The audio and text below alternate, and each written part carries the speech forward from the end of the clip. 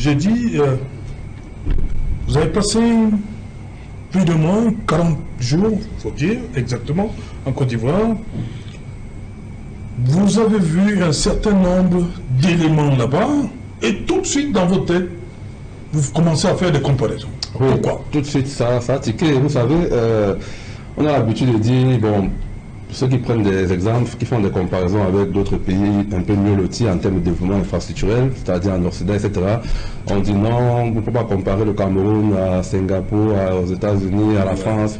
Maintenant, il faut donc comparer avec ce qui est comparable. Comme Allo se disait, on a pratiquement le même niveau d'économie que la Côte d'Ivoire, mais quand vous arrivez à Abidjan, tout se est subjugué par le développement. Vous qui venez du Cameroun, comment est-ce que les autorités de ce pays-là, du sommet de l'État jusqu'aux autorités de la ville, notamment à Abidjan, Abidjan, San Pedro, Yamoussoukro, ont travaillé pour quand même faire en sorte que les conditions de vie des populations soient des meilleures. Ça passe notamment, donc, vous l'avez dit, par ce développement infrastructurel. On est tous frappés par le nombre d'échangeurs. Je peux commencer peut-être par là parce qu'il y a tellement d'exemples.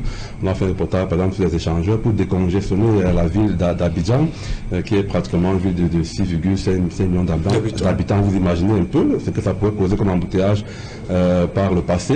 Et donc le gouvernement a décidé de mettre sur pied un programme d'infrastructure. Achille, une minute, vous allez continuer. Douala, vous avez le chiffre exact de la population de Douala? Pas vraiment. On ne peut que l'imaginer parce qu'en 2011, on l'estimait à 3 millions. 3 millions. Et en 2024, 2023, par exemple, on l'estimait toujours à 3 millions. J'ai le sentiment qu'il y a un statu quo. Le dernier recensement me remonte à, je crois, 2005. Je pense qu'il est grand temps, n'est-ce pas, de faire la mise à jour des grands chiffres. Mais toujours est-il que Douala reçoit annuellement 100 000 personnes, nouvelles personnes par an. 100 000 nouvelles personnes. Donc forcément, si vous avez 100 000 nouvelles personnes par an, vous comprenez que depuis 2011, on doit forcément déjà avoir largement dépassé. Voilà. Achille, vous avez réalisé ce reportage, Abidjan, ville d'échangeurs, c'est comme ça que j'ai appelé ça. C'était le 5 février dernier. On a vu Eric W. Ouattara va nous remettre ces échangeurs-là pendant que vous commentez. Oui, ce sont des échangeurs qu'on retrouve à Abidjan, comme je disais justement pour fluidifier la circulation de ce côté-là. Il y a l'échangeur, par exemple, de l'amitié ivoiro-japonaise au célèbre carrefour Solibra, donc qui a été financé par l'État japonais, un échangeur à 3 bras. Vous imaginez 3 bras, donc ce sont les voies qui passent là au-dessus, vous voyez le drapeau du Japon et de la Côte d'Ivoire. Parce que on peut se dire à 2 bras déjà, ça peut être suffisant, mais on vu parce que c'est un gouvernement qui anticipe. On se dit bon, avec la démographie galopante, on a prévu d'un 3e bras qui est en train d'être achevé, donc c'est cet échangeur de l'amitié ivoiro-japonaise qui est l'un des très ça c'est l'un des échangeurs. Ça c'est l'un des par exemple, pas loin de d'où nous étions, la base d'Equinox, qui était aussi un carrefour qui par le passé était très engorgé, et que c'est difficile de rallier certaines communes, notamment Cocody, etc. Et donc, justement, les autorités se sont dit, bon, il faut aménager le carrefour et puis cet échangeur-là pour pouvoir permettre aux populations de se mouvoir. Il y a l'échangeur Henri Conan Bédier, donc justement sur le boulevard Valéry Giscard d'Estaing aussi, qui permet de relier certaines communes, de rallier certaines communes. Riviera et les autres. Tout à fait, jusqu'à l'autoroute du Nord. Donc, il y a tellement d'échangeurs. Moi, quand on a fait réaliser ce reportage, les Ivoiriens sont étonnés. Ils se sont dit, bon, ils comprennent qu'on vient du Cameroun, on est un peu subjugué par mer. Il y a près de 40 échangeurs simplement dans la ville d'Abidjan. Vous imaginez rien que pour les échangeurs dans la ville d'Abidjan. Il y a le Pougon par exemple, qui a ces 3 échangeurs. C'est-à-dire que vous avez un démon qui ne s'en suffit pas. Il faut carrément 3 échangeurs à le Pougon dans cette commune-là. Et puis, vous comprenez que ce gouvernement, en fait, il sait ce qu'il veut, il sait pourquoi il est là, pourquoi il est en place. C'est-à-dire que les autorités, ça va de la présence de la commune, comme je l'ai dit, jusqu'aux autorités de la ville. Ils savent effectivement quel est le rôle, sur quoi ils sont attendus par les populations, ils ne sont pas là pour simplement faire de la figuration, s'amuser, ils ont obligation de résultats. C'est pourquoi vous vous dites que ça peut suffire, mais non, ce n'est pas suffisant parce qu'on en demande encore, malgré qu'il y a de nombreux échangeurs, la ville est toujours en chantier. Là, par exemple, l'échangeur de l'amitié, l'échangeur à Kwaba, c'est également en construction. Qui sera le plus grand, qui sera le plus grand, qui va rallier aussi la commune de Koumassi et l'aéroport. Ceux qui voudraient aller à l'aéroport Port-Boué, c'est justement à Port-Boué, parce que l'aéroport dans la commune de Port-Boué. Donc, un gouvernement qui ne se fatigue pas et qui l'a réalisé en une dizaine d'années. On va dire, président Ouattara arrivé en 2011. Et ça, ce sont que pour les échangeurs, parce qu'après, vous avez des ponts On a dit il y a 5 ponts également en Côte d'Ivoire. Justement, 5 ponts sur... Non, on va rester sur les échangeurs. Voilà, ça c'est l'indénié. Oui. On va d'abord accueillir le maire Joseph Espoir Billon. Bonjour. Bonsoir, monsieur le maire. Bienvenue. Bonsoir, c'est Jalin. Oui. Merci de m'avoir invité. Voilà, on va donc rester sur le problème d'échangeurs. On sait, Aloïs Onana, quand on dit Douala, on voit Ndokoti. Qu'est-ce qui empêche à la ville de Douala d'avoir un échangeur de ce côté-là? C'est quoi le problème? Alors, on a travaillé sur ce sujet-là il y a des années et les résultats que nous avons vus, c'est qu'il y a un projet en vue qui est évalué à 80 milliards de francs CFA au moins pour qu'il y ait un échange digne de ce nom-là à Ndokoti. À l'époque, je me souviens encore, il y avait tout un commissaire divisionnaire qui estimait que même si on mettait 5000 policiers à Ndokoti, il serait difficile, n'est-ce pas, de réguler la situation. Et donc, la solution magistrale réside même dans la construction d'un échangeur de ce nom-là. Maintenant, il faut tenir compte d'une entreprise brassicole qui est dans les parages. Et donc, mais je crois que les éléments que nous avons eus à l'époque disaient que les fonds devraient venir de la Banque mondiale. On les évalue à 80 milliards pour que Ndokoti ait un échangeur qui fera que Douala respire. Parce qu'en fait, ceux qui ne sont pas Douala ne peuvent pas peut-être mesurer la place de Ndokoti dans cette ville. Parce qu'en fait, Ndokoti, c'est presque le carrefour qui mène partout. Vous y êtes, vous pouvez aller à Bonanjo, vous pouvez aller à la 5e, sauf peut-être à la 6e, qui est une île qui est très loin. Mais sauf que vraiment Ndokoti, c'est le nœud. Mais sauf que Ndokoti, en dehors de l'échangeur qui manque aujourd'hui, croupit un peu dans l'obscurité. Parce que justement, la mairie de la ville avait quelques difficultés à réaliser des projets et a donc créé ce qu'elle appelle la 2RC, c'est-à-dire la régie des routes. Et cette régie-là a en son sein une panoplie de projets à réaliser et ça fait seulement 2 mois. Je crois qu'elle a commencé à fonctionner en décembre 2023 et elle a commencé beaucoup d'avantages. Elle a mis le point sur l'éclairage public, davantage ciblé quelques grands poteaux, il y en a 19 dans la ville et 8 ont déjà commencé à être fonctionnels. Donc le projet, à ce qui paraît, est progressif, mais la population est exigeante parce que Ndokoti, par exemple, à lui seul, ce carrefour-là demande qu'il y ait autant de lumière que possible, autant d'infrastructures que possible. Parce qu'en fait, lorsque Ndokoti est bouché et que par peut-être coïncidence, la route qui va au village est également bloquée, c'est toute la ville qui est également paralysée. Donc, l'urgence ici, à mon avis, consiste à maximiser l'action de la régie qui a commencé à fonctionner. Les 10 milliards qui avaient été levés auprès d'une banque UBA, pour ne pas la nommer, que c'est l'argent en question serve donc à l'achat du matériel, parce que l'ambition ici est d'acheter du matériel pour que les travaux qui font problème, les grands travaux qui font problème du fait du manque du matériel qui était jusqu'à la vieillissant, que ces travaux-là puissent donc être réalisés et que on puisse rêver être presque au même niveau que la Côte d'Ivoire, que Abidjan.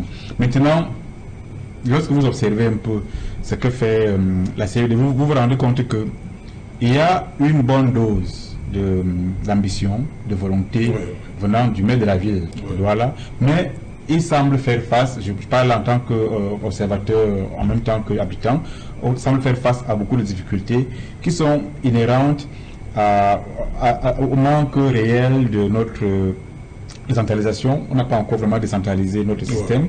Par voie de conséquences, la mairie... Donc c'est pas la volonté qui manque à Roger Bassan? Non, pas du tout, mais c'est davantage le lien qui fait que Yaoundé est encore à décider sur certains projets. Et donc, il y a des retards qui s'amoncellent.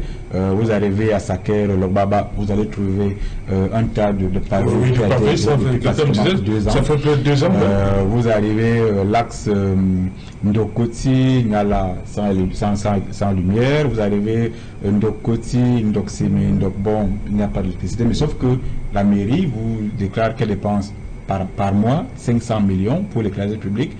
Le montant est quand même assez important.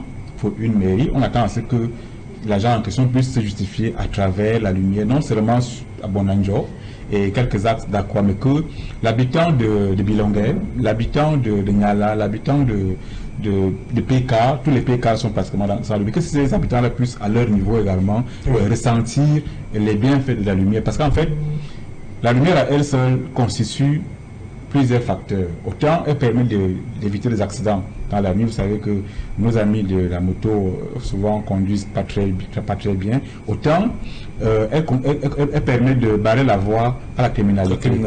Les bandits se comportent, les criminels se comportent un peu comme des moustiques qui peuvent faire l'obscurité. Donc, pour qu'il y ait la sécurité au niveau de la route et pour qu'il y ait moins d'accidents, il faudrait que la régie étant déjà fonctionnelle, qu'elle ait autant de moyens que possible pour agir avec efficacité, avec dextérité au niveau de non seulement l'éclairage public, mais également au niveau même de la voirie, pour que à la fin, le bilan de Roger Mbassadien soit en mesure d'être salué. Parce qu'en fait, là, nous sommes à quelques mois, si vous voulez, un an pratiquement de la fin de son mandat, et il faudra vendre au Doualais ce qu'il aura fait. Et, sauf qu'aujourd'hui, on a de la peine. Je pense qu'il a encore de la peine. C'est le Doualais qui l'ont mis là, si vous voulez, en fait, parce que nous on attend ce qu'ils nous disent à la fin, ce qu'il a fait pour que nous ayons les routes. Ce n'est pas encore à 100% ce qui est fait. Je ne peux pas oublier ce qui a été fait entre temps, parce que si vous arrivez au niveau de Ntokout, par exemple, j'ai vu des pavés juste sous l'échangeur, ça c'est une avancée. Vous arrivez au Carrefour, il y a au niveau de passage à niveau, il y a une route là qui a été faite.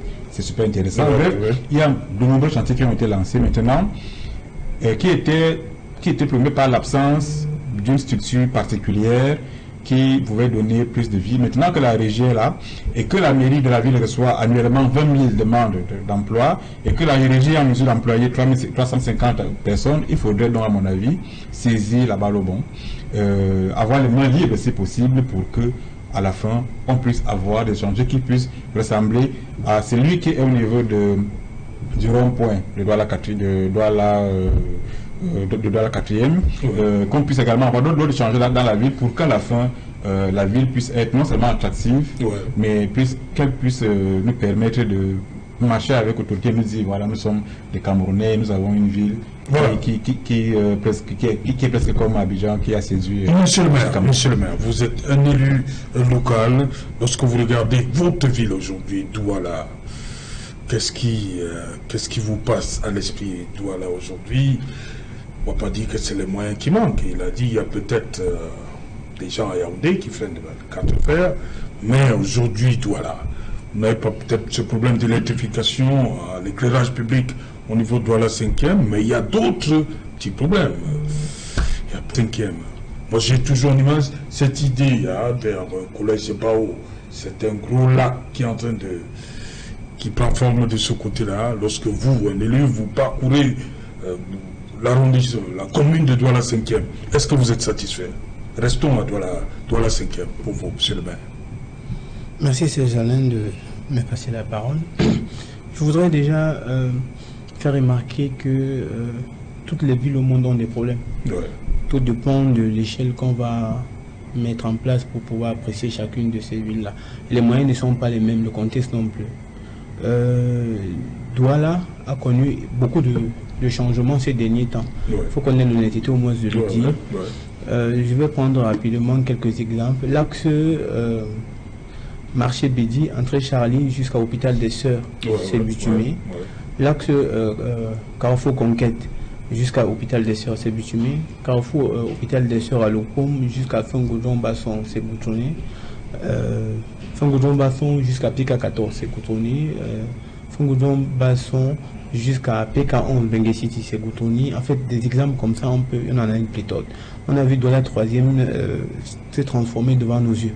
On a vu la voie qu'il a citée récemment au niveau du passage à niveau Niala qui sont au commissariat de 14e. Bref, on a vu plein d'axes comme ça qui ont changé. On a vu la cité Sikam qui s'est métamorphosée devant nos yeux. C'était carrément un îlot de taudis. Aujourd'hui, c'est tracé, c'est pavé. Je reconnais que nous ne sommes pas la plus belle ville au monde. Ça, c'est certain, c'est évident. Il n'y a pas un débat, mais je reconnais également que beaucoup d'efforts sont faits. Je voudrais saluer déjà le travail qui est fait au niveau de la mairie de la ville, qui au-delà de toute chose dite, fait quand même beaucoup d'efforts. Même au niveau de l'éclairage public, comme mon compagnonniste l'a dit tout à l'heure, vous avez vous-même dit qu'à Douala 5e, on n'a pas de problème, mais on en a, bien évidemment. On n'a pas résolu tous les problèmes de Douala 5e, je ne dirais pas ça. Mais au moins sur l'axe de l'hôpital général, on a tous constaté que vous pouvez passer à n'importe quelle heure, c'est vraiment très bien éclairé, jusqu'à la Cité des Palmiers. Douala, qu'est-ce que je pense? Je pense qu'on peut faire mieux. Mais je pense que à chaque jour suffit sa peine. Pour le moment, nous faisons ce qui est possible d'être fait. Nous avons plein de choses, beaucoup d'urgences. Aujourd'hui, parce que le Premier ministre l'a encore dit récemment, l'urgence pour nous était de régler le problème d'insalubrité publique au niveau de la ville. Et vous pouvez constater comme nous que le ISACAM de 2019 et celui de 2024, celui de 2019 était mieux outillé. Aujourd'hui, même les bacs à ordures, on trouve à peine. Vous pouvez faire carrément tout un arrondissement, vous trouverez à peine 30 bacs à ordures. À peine, même si 30 devait être optimiste. Mais pourquoi au Cameroun on a toujours tendance à faire bus on va, on avance, bus ça change. Quelqu'un a demandé, il y avait quoi avant? Il y avait beaucoup de choses avant. Le problème actuellement, c'est que, vous voyez, il faut prendre, c'est vrai que comparaison n'est pas raison. Lorsque vous êtes un fonctionnaire de la catégorie A1 de la fonction publique, que vous avez fini vos échelons, on doit vous reclasser en A2. Quand vous battez en A2, vous régressez d'abord.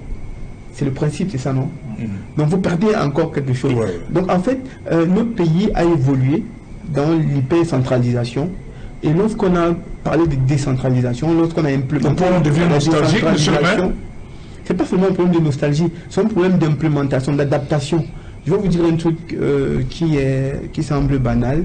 Est-ce que vous savez que le maire de la commune d'arrondissement de Douala 5e n'est pas autorisé à solliciter un prestataire pour collecter les ordures et les déposer à la décharge? La loi ne lui donne pas ce droit. Donc, et pourtant, les populations qui viennent et qui trouvent les dépôts d'ordures dans leur carrefour. Ça s'adresse à M. le maire. Oui, bien sûr, puisqu'il a élu, c'est lui qu'on a élu. Mais la loi sur la décentralisation dit que c'est une compétence exclusive de la communauté urbaine.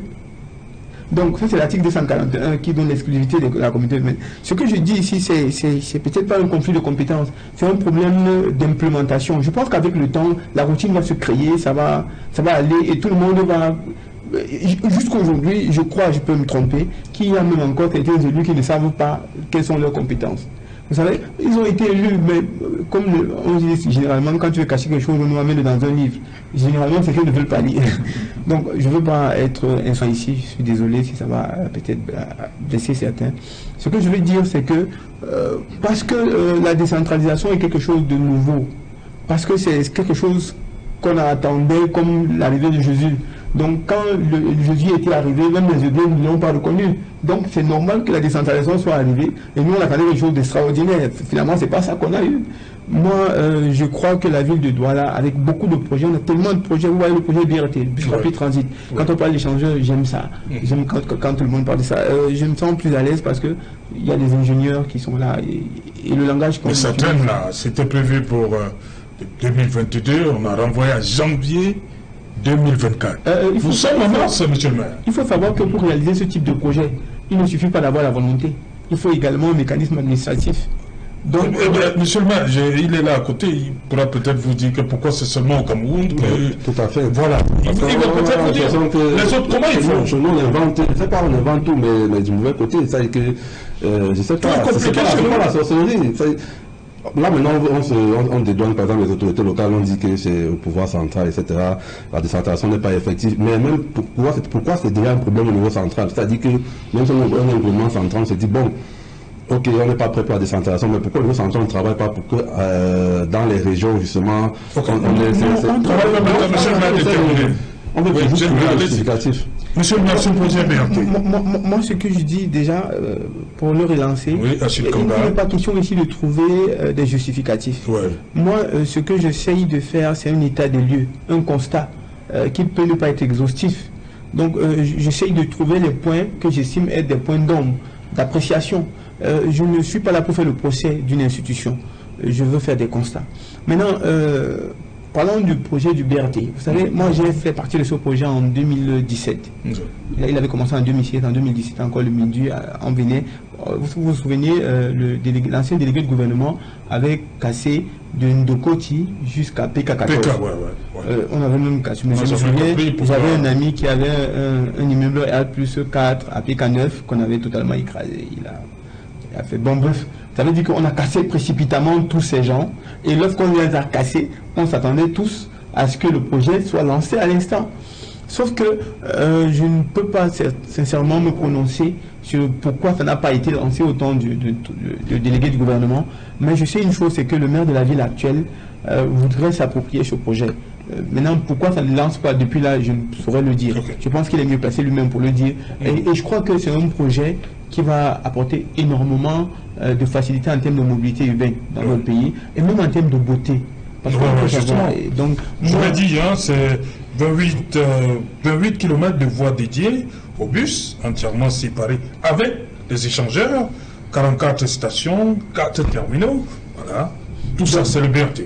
Effectivement, et si vous me permettez, j'ai aussi été à Abidjan, sincèrement, c'est en chantier. Ouais. C'est pas comme si tout est fini. Je ne crois même pas que dans on arrête de construire un pays. Voilà. Je crois qu'ils sont en chantier. Ouais. Et peut-être qu'ils n'avaient pas les mêmes problèmes que nous. Le président Ouattara. Quel problème? Je ne sais pas. Je ne suis pas dirigeant. Donc je ne vais pas être imposteur ici pour dire les problèmes. Ils sont de guerre, hein? Peut-être pas, mais ce que je dis, c'est qu'il y a un homme qui est monté, qui a pris le pouvoir. Il s'appelle Alassane Dramane Ouattara. Il est arrivé, sachant qu'il n'a pas assez de temps. Il avait une course à la montre. Alors que chez nous, on a un président de la République qui sait qu'il a tout son temps. Il peut encore faire 40 ans. Ok, merci. Donc, en fait, j'essaie de comprendre. Ouais. Je me dis que notre président de la République, c'est qu'il n'est pas pressé. Vous savez, on a souvent l'habitude de nous dire le président de la République n'a pas utilisé notre sous-sol, il a laissé intact. Moi, je dis que c'est encore très grave. Le rôle d'un pays, c'est de se développer à travers ses ressources naturelles. Plutôt que de les exploiter, il nous dit en fait, je n'ai pas travaillé tout le temps que vous m'avez vu là. J'ai gardé ça pour que vous veniez travailler à ma place. Okay. Et on nous dit applaudissez parce qu'il n'a pas dilapidé. Non, les ressources naturelles d'un pays sont faites pour apporter un épanouissement sur le plan social. Et si vous me permettez, je comprends qu'on n'a pas suffisamment de temps, malheureusement. Chaque peuple n'a que les dirigeants qu'il mérite d'avoir. Je pense que le véritable problème de notre pays, c'est notre peuple. Le jour que notre peuple va se comporter de la même façon que le peuple ivoirien, on aura également les échangeurs de la Côte d'Ivoire. On aura également. C'est pas d'accord. Attendez, oui, vous allez revenir. Encore que nous ne sommes pas à l'église. Donc mon objectif, ce n'est pas qu'à qu'on soit d'accord. C'est ce que je pense. Et ce que je pense, c'est que le problème du Cameroun. Le problème du Cameroun, selon moi, c'est nous.